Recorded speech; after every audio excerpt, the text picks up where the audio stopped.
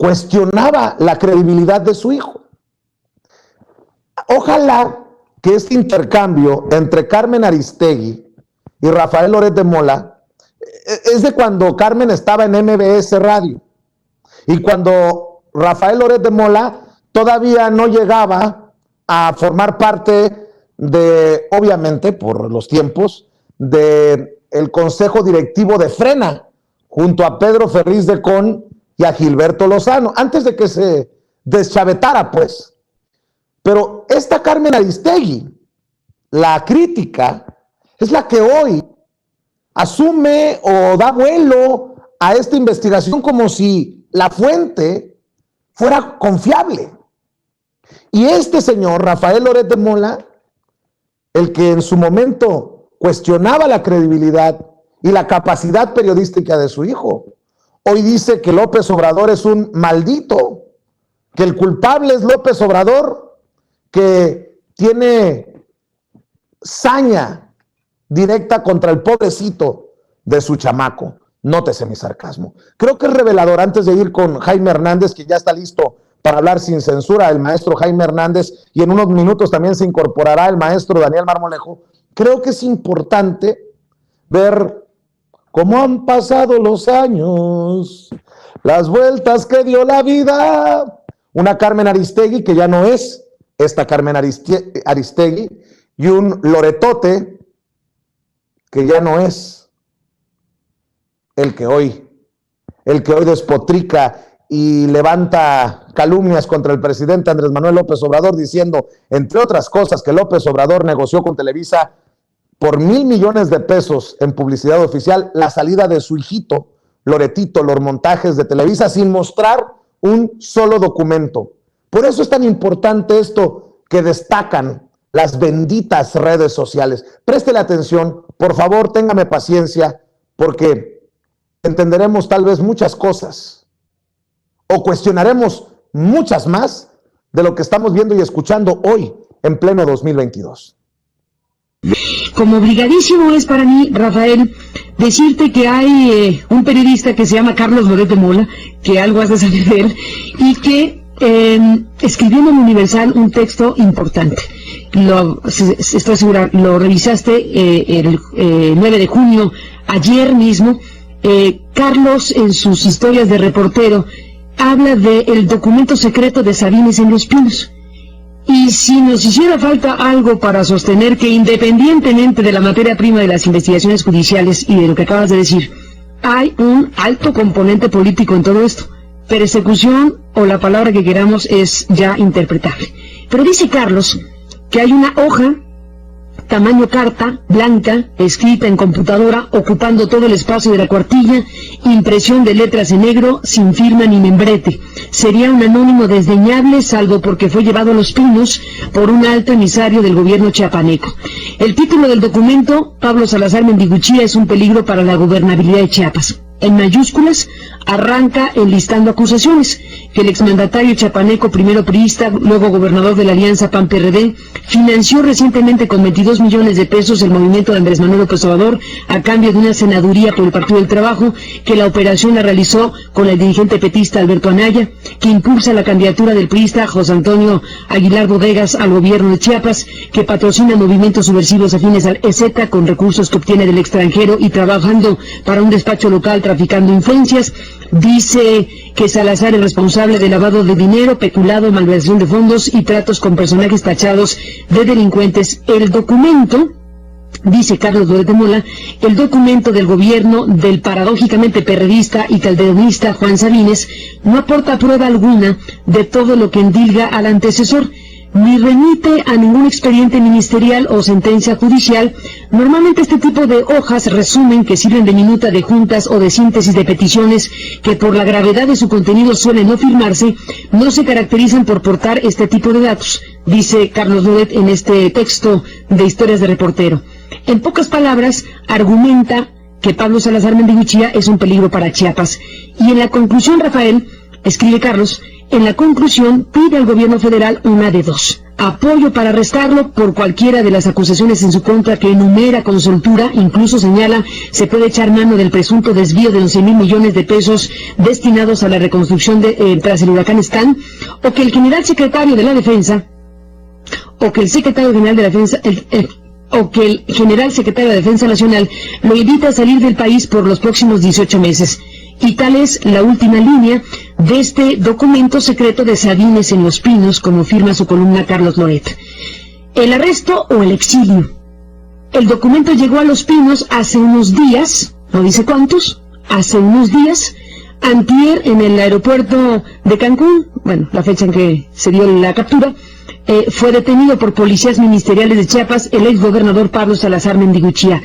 Y cierra Carlos Loret de Mola con la siguiente frase: es una simple hojita, sin rúbrica ni membrete, pero lo importante es quién la escribió, quién la lleva a Los Pinos, quién la leyó y qué hizo. ¿Qué te dice, Rafael, lo que escribe Carlos y el contenido de esta hojita tamaño carta blanca escrita en computadora? Mira, en primer lugar, yo no creo mucho en eso de los documentos secretos. Yo creo en los documentos que corroboran, prueban actos ilícitos. Carlos forma parte de un equipo de trabajo de Televisa. Es mi hijo, por supuesto que lo quiero mucho y lo querré mucho a pesar de sus desaires, lo quiero, pero en este caso está profundamente equivocado. Está profundamente equivocado porque no conoce la realidad de Chiapas y porque muchas veces le he pedido yo que se entere de lo que pasó con Conrado de la Cruz, mi amigo Conrado de la Cruz Jiménez y Conrado de la Cruz Morales. No quería yo tocar el tema porque me parece que puede ser muy polémico, Carmen, pero a ti te gusta la polémica y tú y yo hemos compartido algunas veces muchos puntos de vista. Tú mismo has sido una defensora contra la impunidad que hay en este país. Tu magnífico ensayo sobre el padre Maciel, por ejemplo, ahí quedó. Y pues yo he hecho 32 libros políticos también de denuncia. Y tengo una autoridad moral durante muchos años fraguada precisamente en el hecho de que jamás me han desmentido públicamente. Eso es un hecho real. Bueno, aquí tengo un documento. Un documento que no prueba delito alguno. Pero no me terminaste de decir, dijiste que no querías abordar el tema porque es tu hijo, pero ya te traje ese baile. ¿Pero qué? Pero ya te traje ese baile.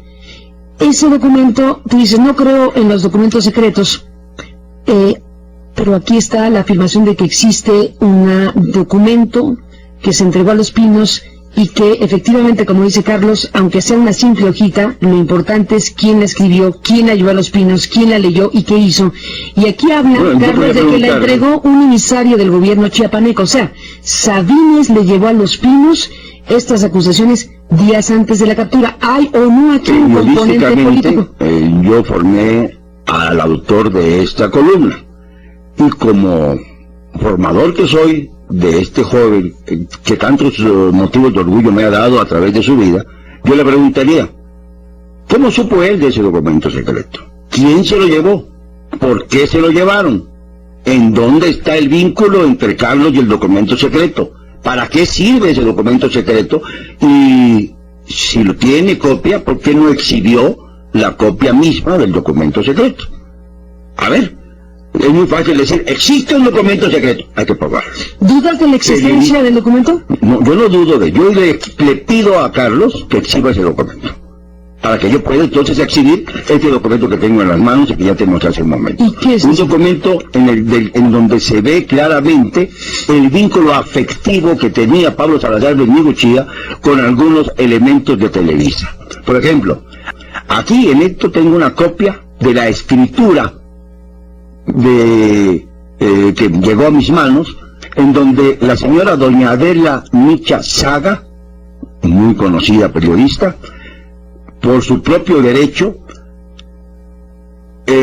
confiere poder al señor don Pablo Salazar Mendiguchía, tan amplio como en derecho sea necesario, para que en nombre y representación de la poderdante, es decir, de Adela, pueda vender en términos y condiciones que estime convenientes los derechos que a la compareciente correspondan respecto del departamento marcado por el número 1004 y sus anexos del edificio sujeto al régimen de propiedad en condominio, marcado con el número 230 de la calle Bosques de Tabachines, en la colonia Bosques de las Lomas de esta ciudad.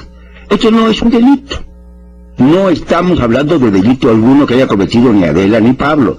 Esto es una prueba que demuestra el vínculo afectivo, profesional, lo que tú quieras, de una importante comunicadora de Televisa que ha mantenido la idea de la persecución política en sus noticiarios, y Pablo Salazar Mendicuche. ¿Qué tiene que hacer un gobernador, un exgobernador? Porque esto está fechado precisamente a los 13 días del mes de marzo de 2008, hace 3 años. ¿Qué tiene que hacer un exgobernador haciendo labor de agente inmobiliario? Bueno, es un asunto entre particulares. Es un asunto entre particulares, un poder, ¿qué estás presumiendo, Rafael? Un poder especial que se dedica para vender una propiedad que es de Adela Micha. Bueno, aquí se demuestra que hay por lo menos algún tipo de relación o profesional o afectiva. ¿Tú presumes que eso está incidiendo en la línea editorial de la televisora? Yo presumo simple y sencillamente que hay, en el caso de Pablo Salazar, muchos intereses por el dinero que él desarrolla con ciertos medios de comunicación. ¿Qué pasó? ¿Qué pasó con estos personajes de unos años para acá? Una Carmen Aristegui incisiva que básicamente exigía pruebas de lo que sostenía el periodista que hoy presenta la investigación sobre la casa del hijo del hoy presidente. El papá cuestionando la credibilidad de su hijo. ¿Qué pasó para que hoy todos, en palabra o en hechos, expresen todos somos Loret? ¿Qué pasó?